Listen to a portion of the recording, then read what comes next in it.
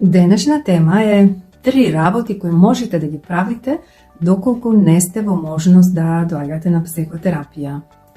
Првата работа е читање книги. Има многу психолошки и психотерапевски книги кои можеби веќе ги имате, можете да ги купите во книжара, можете да ги најдете онлайн во PDF формат или пак да слушате аудиокниги. Знаете, на мојот YouTube канал има преку 30 аудиокниги кои, доколку ги слушате, може ќе ви помогнат.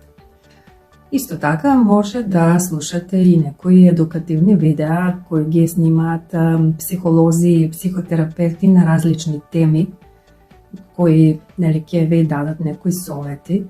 Можете да најдете и некој блог со психолошки содржини, каде што ќе читате на дадена тема и на тој начин всушност ќе можете да сознаете што всушност ви се случува.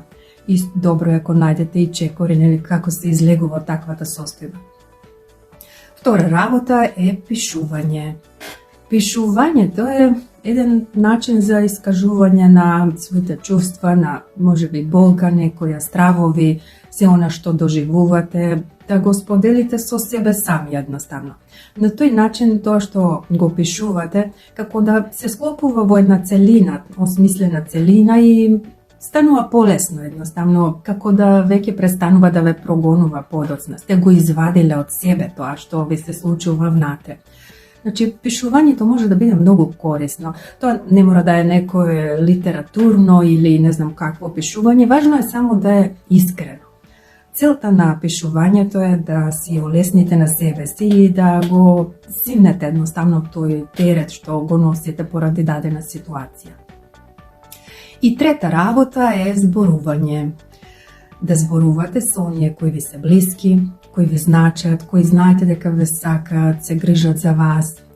Нормално, тоа не значи да очекувате дека тие ќе ви го решат проблемот или пак ќе донесат одлука во ваше име, туку доволно е ако има некој само да ве сослуша.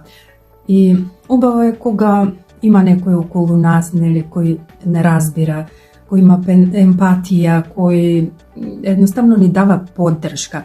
Некој со кој можеме искрено да разговараме за она што ни се случува. И на крајот сакав ви да го споделам тоа дека треба да се знае дека некои проблеми и некои работи кои ве мачат не можете сами да ги решите. Значи, некои работи навистина не можат да се решат сами од себе или пак вие сами да ги решите. Тоа се оние работи кои и не сте ги заработиле, да кажам, во наводници самите. Например, доколку се работи за некои трауми од детство, во тоа учествувале уште најмалку 2 особи околу вас. Може биле тоа родителите или некои други.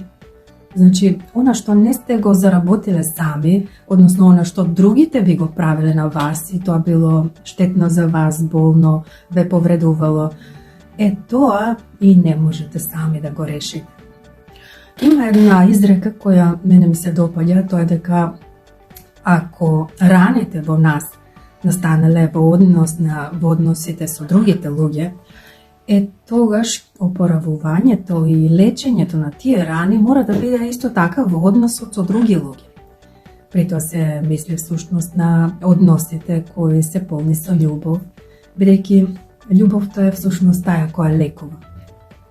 Знаеме дека многу луѓе поради недостатокот на љубов имаат многу психички проблеми, особено ако имале недостаток на љубов во текот на нивното детство. Па, ако нешто од ова ви помогна, драго ми е. Ако не, тогаш се гледаме во канцеларија на психотерапија. Поздрав!